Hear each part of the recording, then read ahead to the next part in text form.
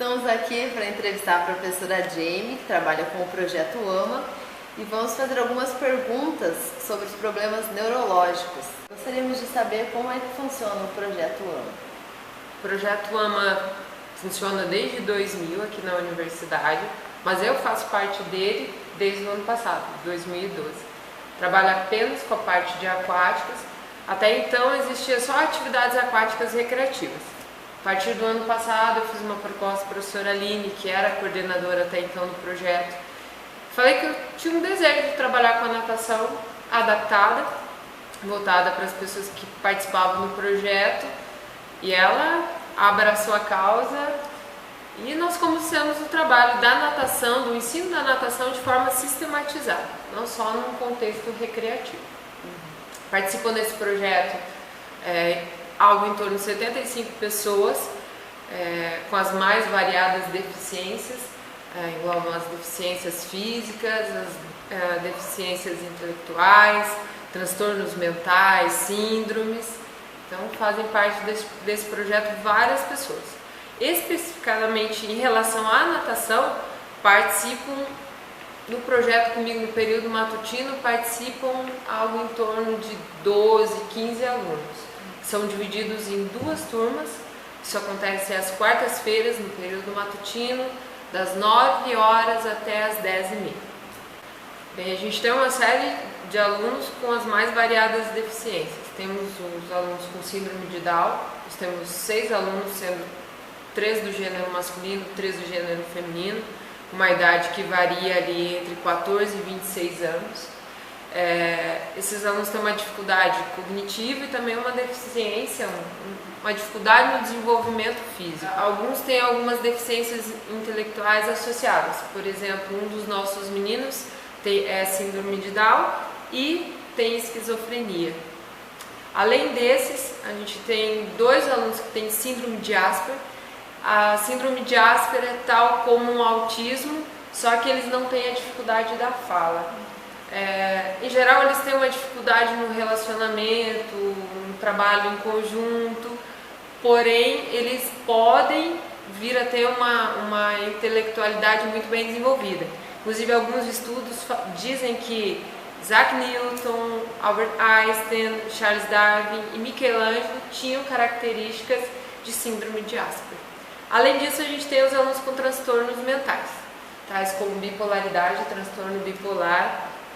Nós temos alguns com esquizofrenia, depressão suicida, além de outros transtornos mentais associados.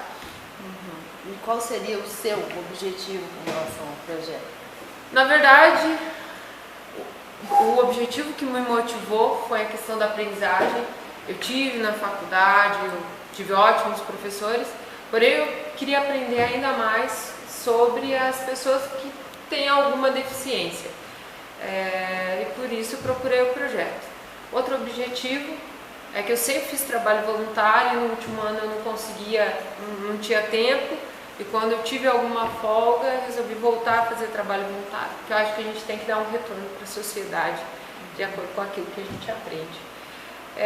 Fora isso, vem os objetivos voltados para os alunos, que é a melhora da qualidade de vida, da condição de vida desses alunos, proporcionar a aprendizagem da natação a eles e com isso todos os benefícios que a natação traz, entre eles os benefícios psicológicos, os benefícios físicos, sociais.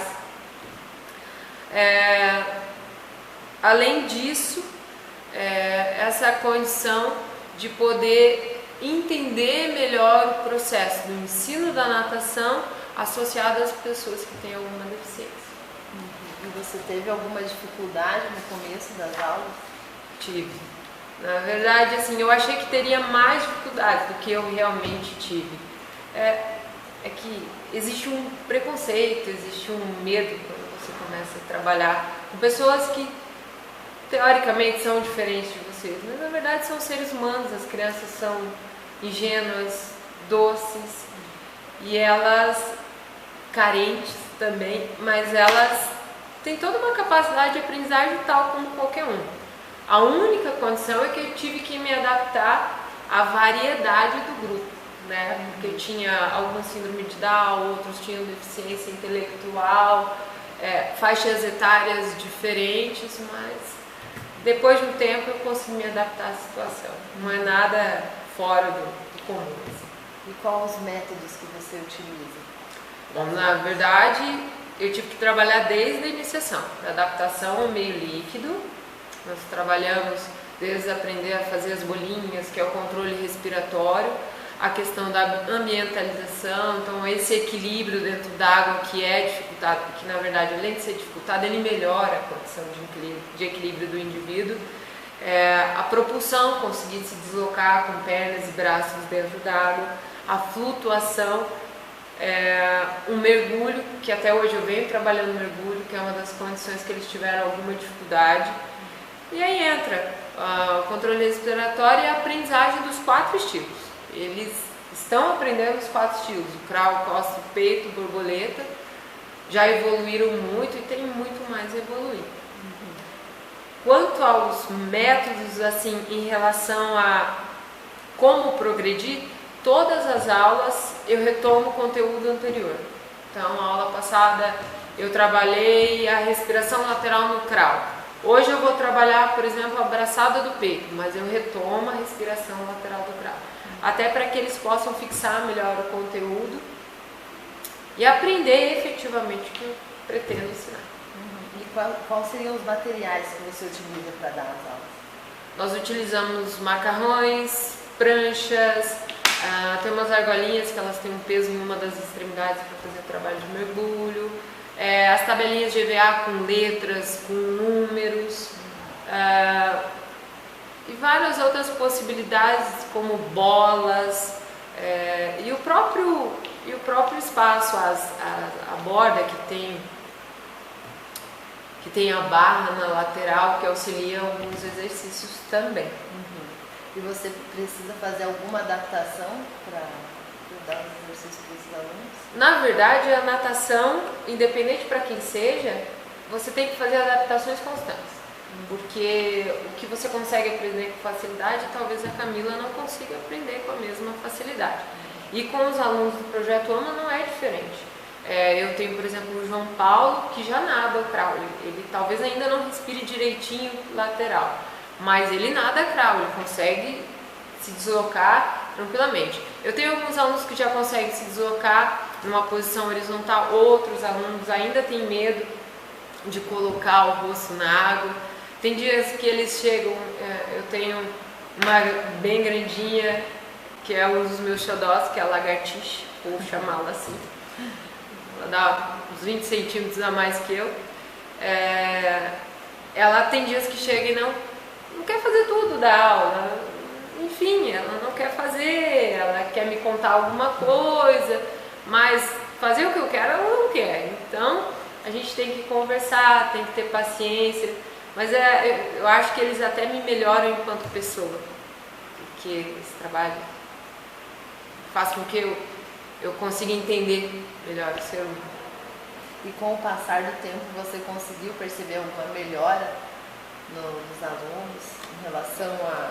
Consideravelmente. Se você olhar minhas primeiras aulas, eu não conseguia dar conta de todo mundo, eles ficavam espalhados, fazendo bagunça, não conseguiam prestar atenção.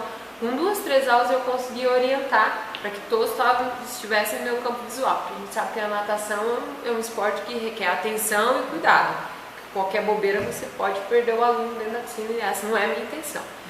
Então, durante a aula, eles melhoraram consideravelmente as capacidades coordenativas em relação à atenção, concentração, né? Conseguir observar o exercício e conseguir executar esses exercícios. Melhoraram muito a questão da lateralidade, eles não tinham noção que é a direita, o que era a esquerda, e hoje a gente consegue. Ainda oriento nessa condição, mas eles estão muito melhores. O equilíbrio, que existem estudos que falam que comprovam que a natação melhora consideravelmente o equilíbrio, principalmente de crianças, então a gente consegue melhorar muito. Controle respiratório, que vai auxiliar no sistema cardiorrespiratório. A socialização, muitos deles, por exemplo, os alunos com síndrome de Asperger, alguns autistas, eles têm essa dificuldade de relacionamento, então todo final de aula todo mundo tem que dar as mãos, a gente faz um mergulho junto, é sempre muito bacana. E a melhora na coordenação motora, que é visível. Quanto a essas capacidades, eu estou dizendo pelo que eu observei e porque a gente fez pré-testes no início do ano. Então assim, a gente avaliou o equilíbrio, avaliou a velocidade de membros, fizemos uma avaliação antropométrica, verificando peso, estatura, composição corporal,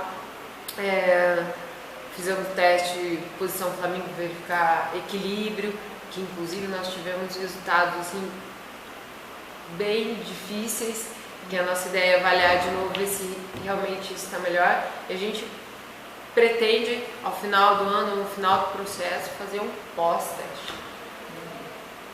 Então, obrigada pela entrevista. Suzana. Beijo, gente. Tchau.